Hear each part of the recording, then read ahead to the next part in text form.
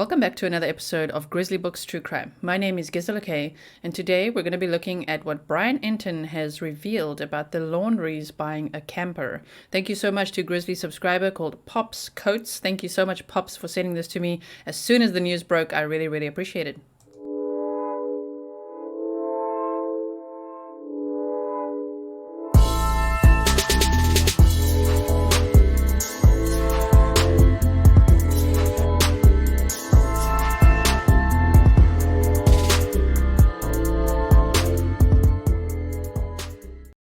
Don't lie, you also do a little whoo when the song plays, right? I'm always like, yeah, let's get into it. Okay, so let's have a look here at what Brian Entin said. As we know, he's in Moab now, retracing the steps of Kylen and Crystal, as well as, of course, of Gabby and Brian. So here he says, sunrise in Moab. And here he actually met with Cindy Sue Hunter, who I'm still trying to get hold of to be on the show. So he said, I interviewed Cindy Sue Hunter today. She was searching for Kylen Schulte and Crystal Turner near Moab when she saw their car, then saw a body. The double murder is unsolved. We will feature the case as part of our special Thursday on News Nation. That is awesome. The more press that this story can get, the better. This is Moab, right? And let's have a look at what he says here. Earlier than Florida. To continue to examine to try to hold on. Seen Brian Northport. Okay, so let's make sure you can see this real nice. It's a 13-minute video, but this is very important. Are you getting your notebook out? Because I sure am. Get your notebook out. Get your pen ready. We're about to write stuff down.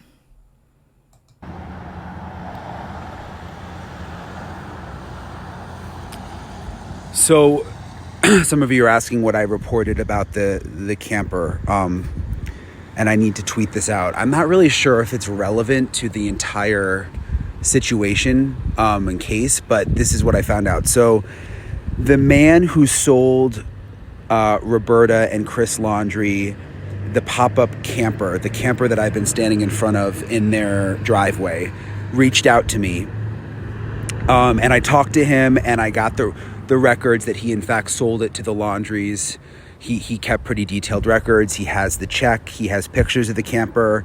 And damn, I like that guy, keeping detailed records. Basically what he told me is that in mid-August he sold them the camper. He lives on the other side of Orlando, and he sold it for $7,000.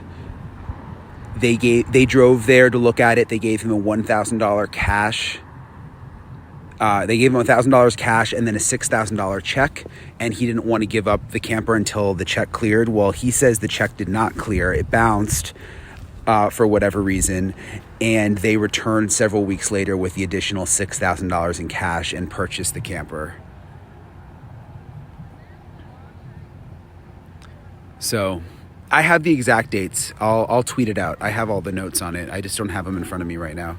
Are you writing this down? So they gave the man $1,000 in cash, a $6,000 check, which bounced. Then they went back several weeks later. So maybe Roberta carrying that, is it a tote? The tote full of cash going to the lawyer was maybe her going to Orlando to pay off the camper. Okay. I got obviously distracted with everything we've been doing in Utah. So we're in Moab. We are going to be here tomorrow. Okay. So the important thing to take from that is, remember it's probably like 2 weeks ago now, there was on some group somewhere, I can't remember if it was Reddit or someone that sent me something on Facebook, but there was somebody who worked at that camping store, which I don't know what the name of the camping store is, otherwise I do map time. But anyway, they said that they saw, 17 to 23.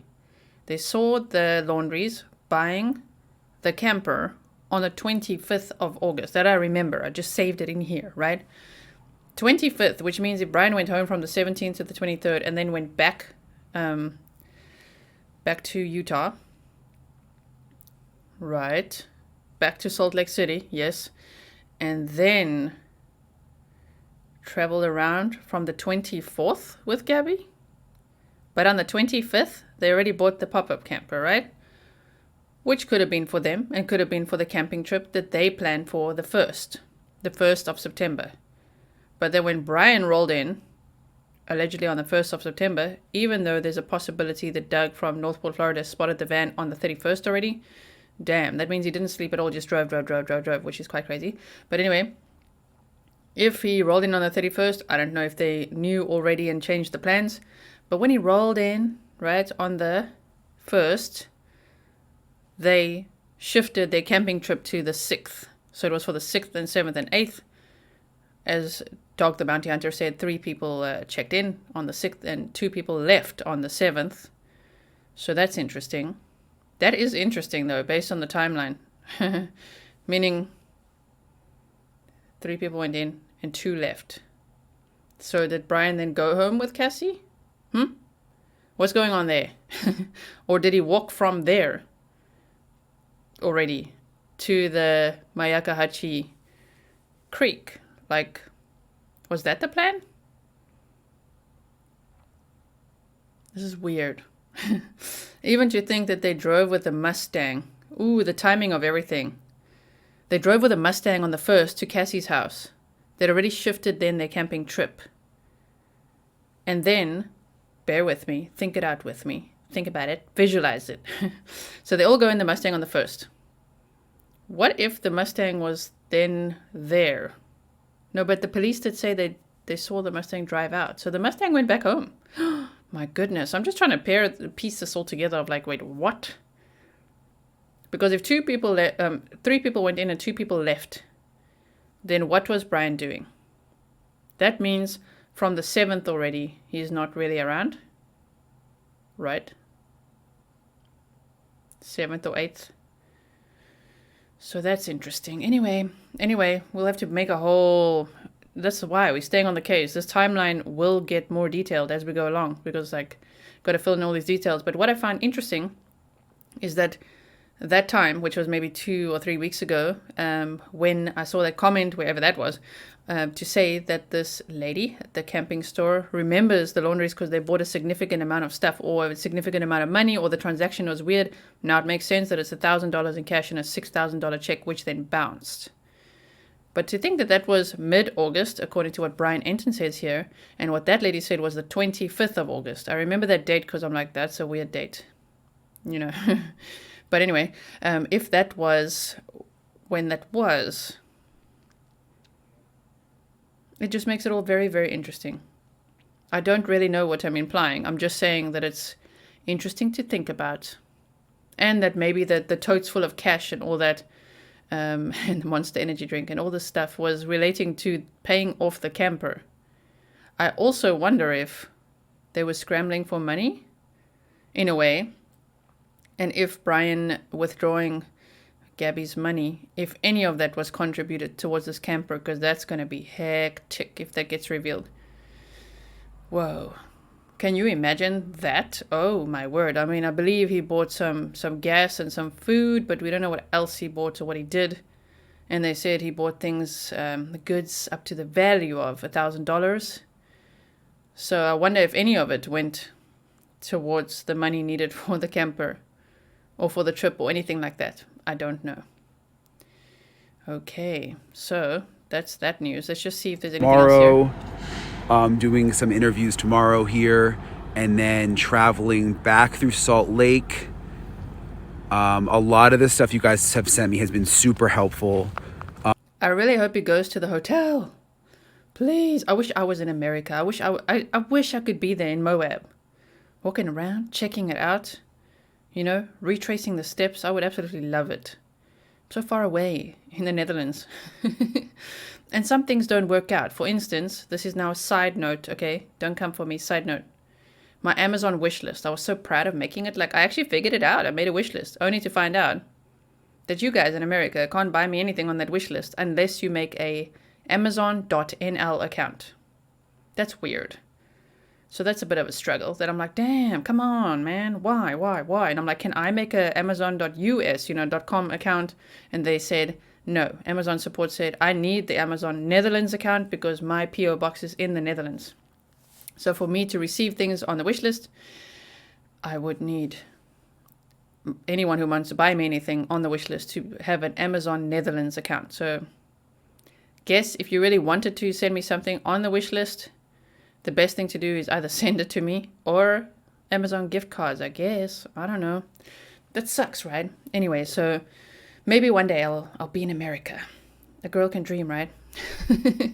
I wanted to actually be in the USA since I was a little girl. When I was 11, I went to Fort Lauderdale to swim. I was a very good swimmer, competitive swimmer. Butterfly was my main stroke. And I trained extremely hard. I was one of the youngest. I was the youngest at the time to qualify for senior nationals in South Africa when I was 11 and just turning 12. So competed there for the first time when I was 13. So that was quite something. But the point is I swam that hard because I wanted to get a scholarship in America at the swimming facilities in Fort Lauderdale.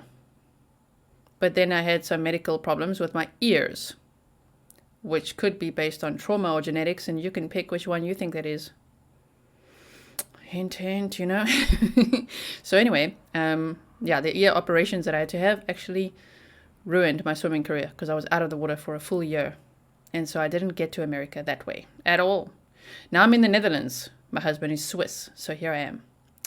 And that might not make sense to you, but I'm in Europe because my husband's Swiss, and that was just the path of least resistance for him as well. Just like when he wanted to go back to Europe, back home, back to Europe, right? So I'm here, but I hope to travel to the States. I hope to visit New York again. Love New York. I hope to visit everywhere, really. I just love America, and I love that it's an English-speaking country where you don't have to worry so much about racking your brain for a language, because I'm not so keen on that. And man, would I love to carve it up there in Moab. Just walk around and start asking questions. I would just love it. It might be... Is it inappropriate if I did that? I don't know. Like Brian Entin. I don't know exactly his background and history, right? But if he can do it, I feel like if he can do it, I can do it, right? I can walk around there and be like, so, what did you see? What happened here? And I would go straight to the Fairfield Inn and Suites and be like, spill the tea. Like, how long were they here? Were they here? Was Gabby here alone? Did she have the continental breakfast at all? Did she have a swim? Did she do anything in this hotel? Did you see her? Give me the records. Okay. I would just love to know, because that time period between the 17th and the 23rd is crazy. Like, what was going on in that time period? That I think most of us really want that timing. We want to fill in the blanks there. So let me take this off for a second. I also want to tell you this one. So remember Cop Facts was on the show. Perry Freeman, a retired undercover homicide detective. Remember I was looking at the gun from Fort DeSoto. I think I still have it here, actually. That gun. Okay, so he said, regarding the gun, he sent me an email to say, regarding the gun, looks to me to be cheap, what we would call a Saturday night special. It's a revolver, either a 32 caliber or a 38 caliber, and could possibly be a .357 caliber, but not likely. It would hold either 5 or 6 rounds. I'm sure it was used in a crime and tossed in the water, but it's not likely to be related to Brian. The casings found in Moab were 9mm, which is fired from an automatic pistol, not a revolver. An automatic pistol ejects the cartridges each time a round is fired. So, if one or more spent cartridges were found in the area of the double murder in Moab, it's a 9mm automatic pistol that we would be looking for. This type of handgun would hold anywhere from 6 up to 15 rounds, depending on the size of the magazine. Then, the photo of Gabby holding a gun is definitely an automatic pistol and could be a .380 or a 9mm. Same with a photo from Brian's room, where there is a gun hanging on a bookshelf. It could be the same gun that Gabby was posing with. One more thing. When I say automatic pistol, that really means a semi-automatic pistol where you need to pull the trigger each time you fire a new round. Hope this helps if the topic comes up again. Now, this is the best question ever.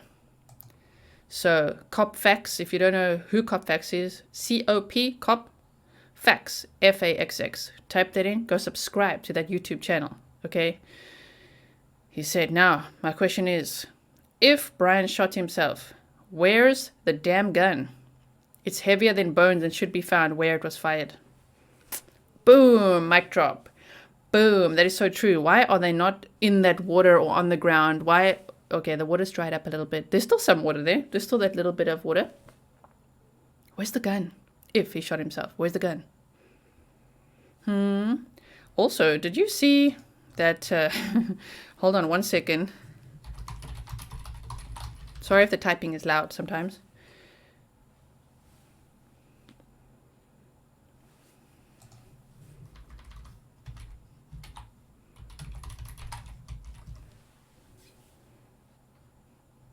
Now, where did I read this? Something about the family not cooperating with the DNA. That's why they haven't done a full DNA analysis of the remains. They did it by dental records because the family wasn't cooperating. I was like, what? So is that a case of... Let me see if I have it here. Is that a case of the parents possibly, speculatively, wherever I saw this, not cooperating because A... it's not his remains, or B, which they have confirmed it is by dental records, but let's just say speculatively, or B, they don't want to go into the DNA thing because maybe we'll reveal, I don't know, that we're going to play Who's Your Daddy? That's what I mean. Who's your daddy? Who's your mom? Where you from? What's happening there? Why don't they want to do that? What if it's not a DNA match to his parents? You know what I mean? It's like, what? They don't want to play the DNA game. Ooh, that's so interesting. Right? Okay, so Pop's coach sent me another message right now saying, I really don't think the reporter understands the importance of those dates about that camper yet. August 12th, Gabby and Brian have problems with police in Moab, right? August 17th, Brian flies home from Salt Lake. Mid-August, the camper is bought, $1,000 cash and $6,000 check that doesn't clear the bank, so they don't take possession yet. August 23rd, Brian returns to Salt Lake from Florida. August 27th to 29th, somewhere between there, Gabby is murdered, and Brian takes her debit cards and money. End of August, Brian's parents have the other $6,000 cash and pick up the camper. September 1st, Brian returns to Northport after traveling for 2 to 3 days. Ooh, it just, there's so many weird timelines and coincidences and things in here. It seems like a very sinister thing. I'm just going to say, I don't know. I don't know what to think, but I'm just like, this is all a big red flag. It's a giant red flag. What do you think? I just see a lot of red flags. So even though we're like, let's not implicate anyone. Let's not, let's not be rude. Let's not say too much. But like, yet I'm sure we're all thinking the same thing. You know what I mean? We're all like, this is a red flag. This is all very, very strange. Now it's just about figuring out what's strange and why and what's going on. Very interesting. Thank you again to Pop's Coats for sending me that. Also, the people who found the water bottle, Gabby's water bottle. This is from Angela Aiden. Grizzly, thank you for this tip-off. The people who found the water bottle, a man, a woman, and a daughter. This is the information about the man. That's why most of the posts are by his wife. Right? This is by Jonathan Lee Riches. Right? Who is a convicted fraudster, known for the many lawsuits he has filed in various United States district courts. He was incarcerated at Federal Medical Center, Lexington, Kentucky, for wire fraud under the terms of a plea bargain. His release date was April 30th, 2012.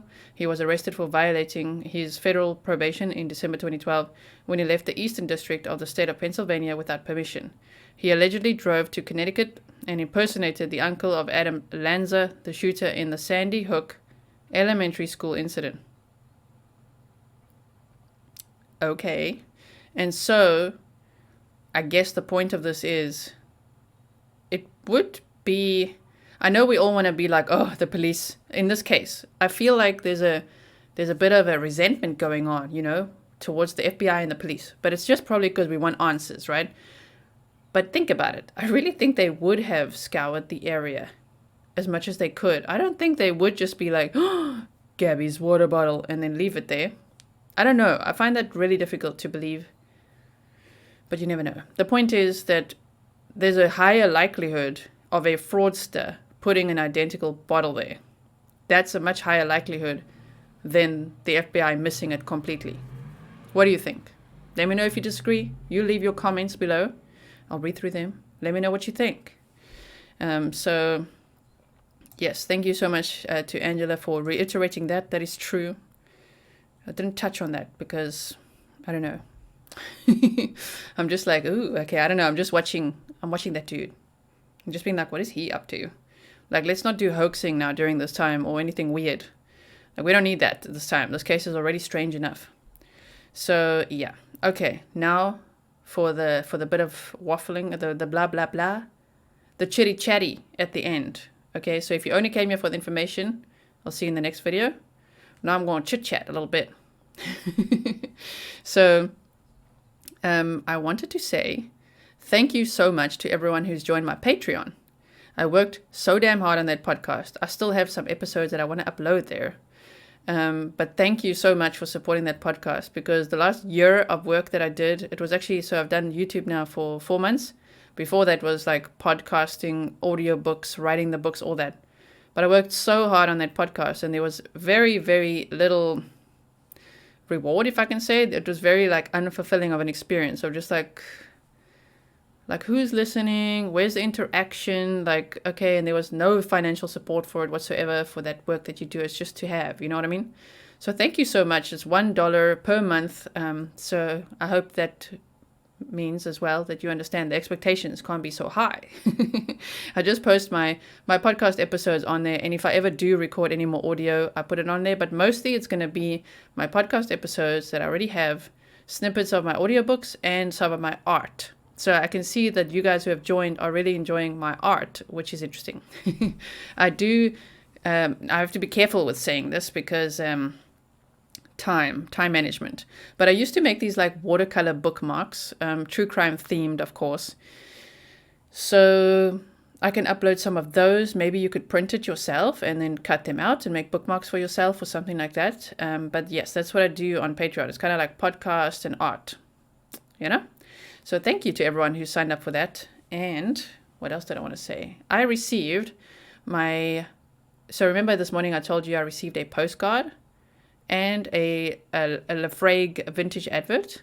Well, I went to the P.O. box today, and I bought this really cool, by the way, at the thrift store, I bought this little cool trolley thing that you can pull to put groceries in normally. That's what people use it for. It's like a trolley bag. But I bought it because I'm like, a few of you are sending me messages saying there's parcels coming, and I'm like, how will I carry that home though? Because I don't have a car. I have a bicycle, right? So I'm like, one day I'm going to need one of those bicycle trailers that you get here in the Netherlands. That would be so cool. But for now, I bought the pull along bag, and it was only like $5, you know, if I converted. So nice, right? It's still in great condition and everything. So I went to the P.O. box and I got 2 things today. I got a card. I'm not going to thank the people with their names now because I don't know if I have consent, but I got a card and some dollar bills, which is so cool. It's like smelling America. America in an envelope, you know? And it said lunch on me, so that's really, really sweet. Thank you so much. And then I got this other really cool parcel, which I'll do an unboxing for sometime at the end of one of these shows. Maybe for Saturday night. Sometime then, I might do like a bit of an unboxing type of video. Something like that. I'll do it sometime. You'll see it. I'll call it what it is, you know? So, yeah, thank you so much for that. Thank you to all the members. Thank you to all the super chats and super sticker supporters. And, of course, thank you to all of you who are watching this right now and those of you who have subscribed. That is a free way to support me. It's an amazing way to support me. Subscribe and hit the bell. Set all the reminders so you don't miss a live stream. And if you could comment below, hit the thumbs up on your way out, all those types of things really help to, you know, boost the channel with the algorithm, the elusive algorithm. Your interaction is what counts the most, you know? So you know when, like, I don't know, like Katy Perry or Halsey or I don't know, Maroon 5, whoever, people like these stars, right? Singers, actors, they always say, it's because of you, it's because of the fans that I can do what I do. But it's so true. When you're a creator, it really is. It's because of the fans. It's because of your interaction that would make me succeed or not. You know what I mean? So your thumbs up and subscribes and interactions and comments and thoughts and even interacting with each other in the comments. I love it so much. Thank you so much for doing that. And for keeping it grizzly, keeping it classy. But yeah, it's because of you that I get to do this. So thank you so much. And for all the love that I get with packages and stuff. Oh my word. All the power smoothies, whiskeys, coffees, all of that. Wow. If you're interested in any of that or my books or anything, links are in the description box. It's always there. And for those of you, I do have to say one more thing. For those of you with Apple devices, I never thought, Apple always sounds like it's got the upper hand on everything, right? Apple is like the cool kids club. I'm Android, got a Samsung S8 Plus. And Apple is, an iPhone is on my wish list, okay? But I like my phone. My husband is all Android, you know. So I like my phone, but I know that Apple phones, oh my word, they take such amazing photos and videos. So there's that. But what I wanted to say, if you have an Apple device, number one, if you go on to Teespring to buy the merch, okay, you might have issues at checkout because Apple doesn't like it. It's not friends with that checkout cart for some reason. You have to use Google Chrome, preferably on a PC or a laptop or something else. Apple will give you problems there. The second place Apple gives you problems is if you want to join membership. You can only join if I'm live streaming, then you should see the join button. But otherwise, you must click the link in the description box if I'm not live and use it on Google Chrome to sign up for membership and things like that. Then check the community tab to make sure you don't miss out on videos that I post. So there's that. Okay, so we've cleared that up. We've cleared up the Amazon wish list, the Apple problem with Teespring, and we've cleared up the Apple problem with joining. And then the last thing I want to say is when I shared how much we've all generated, right? Because I also bought some stuff, the Map Time shirt and the Justice for Gabby hoodie. So what I buy as well goes into that pot. When I showed, how much I raised and how many items were bought and everything, if you do the math, right, it might not look like, but that's not only $1 profit. Remember, I set the profit margin above cost price to $1, at least for the first 2 months or so, right? And then recently in the last 2 weeks, because of the flood of emails I got of people begging me, please can you put it higher because we want to buy the items and we would like to contribute to this foundation. So I set the profit margin to wherever Teespring wants it to be. It's like the default, what they wanted. So that's between $4 and $8 above the cost price. I am not taking a cut from that. This is all going to go to the Gabby Petito Foundation. I'm glad that I could show you, like visibly there it is. This is where we're at. This is what we're making. I can quickly show you now. So let's just log in. I've got two-factor authentication. Is it authentication? Authentication on everything. So just hold on. Let's go like this.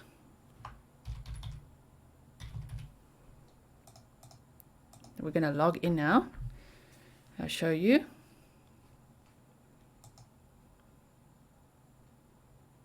Okay.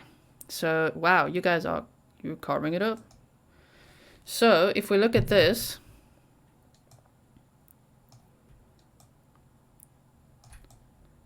this is from my Teespring account.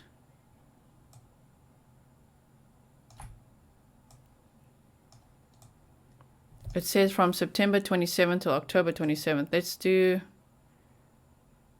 select the start date. Let's say from September 1st, select the end date till now, update. There we go. Okay, so it says 180 orders made. These are how many units are sold, and it's $1,451.97. That's what's going so far, and we're still going until October 31st. And then after that, the first donation will be made to the foundation, right? So if you take 1451.97 divided by the units sold, each unit is between $4 and $8 above cost. That's where Teespring likes to set it. That's $5.80 markup, which makes sense that the first bit was only $1 and then later it became a little bit more, between 4 and 8. So that is where we're at. So well done, Grizzlies. You guys really, you're amazing. Like, remember when we've been sharing the whole sign the petition for Daniel Robinson and Jelani Day? Like, my goodness, you guys did it. Have you seen the results? There was a huge spike in the week since you guys did it. So let me show you.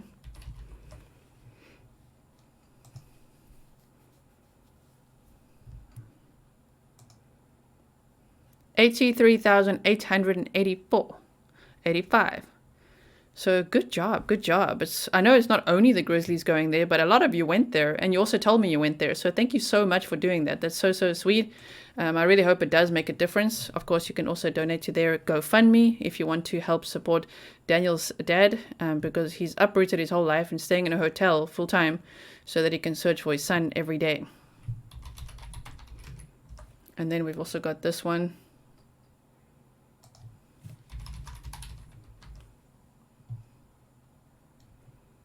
It's called Justice for Jelani Day. This one can still use some love. 30,030 have signed. Let's get it to 35. Okay, so you fill in your name. You got to fill in your name, your last name, and your email. And then you got to go to your email and click the link so that your vote is counted towards this. So if you could go there and sign this, that would be amazing. But thank you so much. You are a really fantastic community. You know, even those of you who fight with me a little bit, feisty people, carving it up, damn. But you're a really great community, and you make my work here feel really meaningful and really fulfilling. This is one of the most fulfilling things I've ever done, and I really needed that in life because I come from a background of trauma and abuse. So it feels like this was worth sticking around for. I don't want to trigger anyone by saying that, but there were times when I felt like I'm not really going to be sticking around. So all of this, it feels like, yep, this was worth sticking around for, you know? All the love and all the support. I've got a team of mods, which is, I never thought I would have that either. People really that are like behind the scenes supporting me and trying to help me grow, like trying to, you know, give me ideas and brainstorm and encourage me. And it's just amazing. So thank you so much to the mod squad as well. I really appreciate you as well. So yeah. I'm going to go now. I'm rambling just a little bit. That was a longer chit chat than the video itself, wasn't it? So I'm going to go now. I'll see you later. Stay safe. Keep it grizzly. Keep it classy. And I'll see you soon.